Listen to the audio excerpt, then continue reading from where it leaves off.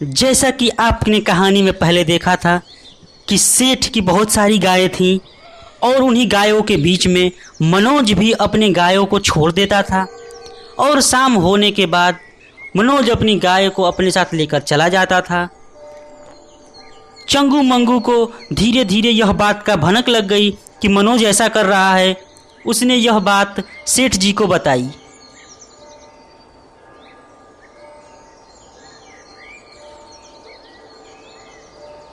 सेठ जी, क्या आपको पता है मनोज हम सब की गायों के बीच में अपनी गाय को छोड़ देता है और उसकी गाय मज़े से चरती है और मनोज खुद जंगल में मज़े से आराम करता है। तभी सेठ ने कहा, मनोज की इतनी हिम्मत कैसे हो गई? क्या वो नहीं चाहता कि इस गांव में रहे? मैं मनोज की टांगे तोड़वा दूंगा। तुम सब ने इस बात का ध्यान नहीं रखा, कैसे मनोज ने ऐसा कर लिया? तुम सब एकदम से लापरवाह हो गए हो। अरे नहीं सेठ जी, हम लोगों की इतनी सारी गायें हैं, उनमें मेरा ध्यान ही नहीं रहा। मनोज ने बहुत ही चालाकी के साथ हम सब की गायों के बीच से छोड़ दिया। सेठ बहुत गुस्सा करता है और गुस्से में आकर सेठ उन सब से कहता है, चंगू मंगू, मैं कुछ नहीं जानता, मनोज की उस गाय को जहर देकर मार डालो। बहुत ही गुस्से के साथ सेठ ने इस बात को कहा। चले जाओ यहां से और तब तक मत लौटना मेरे सामने जब तक कोई खुशखबरी लेकर ना आओ। चंगू मंगू वहां से जाने लगते हैं और सेठ मन ही मन यह बड़बड़ाने लगता है, मनोज एक गरीब किसान की इतनी हिम्मत कि मुजम्मिल सेठ के सामने ऐसी जुर्रत करे, मैं उसे छोड़ूंगा नहीं। इधर चंगू मंगू मनोज के घर के पास पहुंचते हैं। मनोज की झोपड़ी के पास उसकी गाय बंधी हुई थी।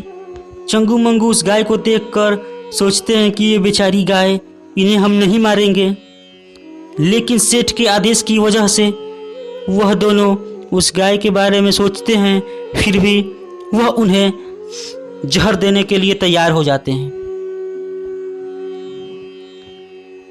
गाय अब जैसे ही अपना मुंह उस बर्तन में खाने के लिए डालती है, गाय के मुंह में वो जहर आ जाता है और जहर खाकर वह गाय तड़प तड़प कर वहीं अपना दम तोड़ देती है।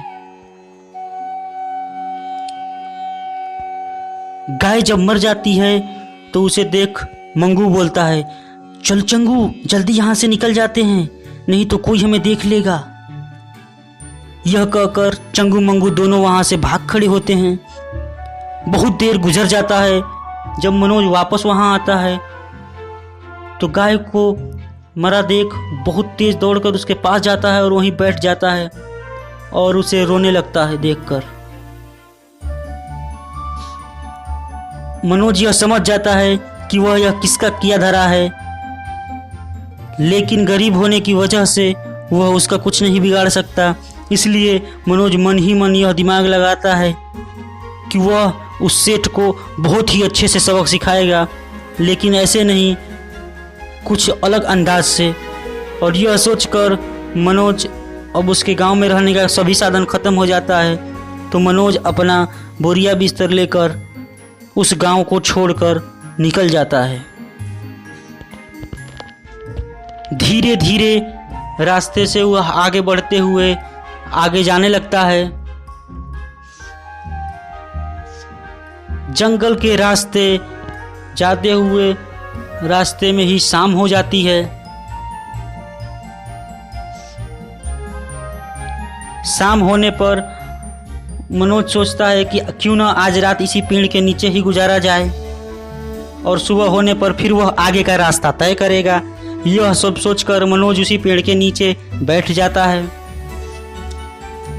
तभी मनोज को कुछ लोगों की आवाज़ सुनाई देती है। वह देखता है कि कुछ लोग उसी पेड़ की तरफ ही चले आ रहे हैं। मनोज डर जाता है और खड़ा हो जाता है।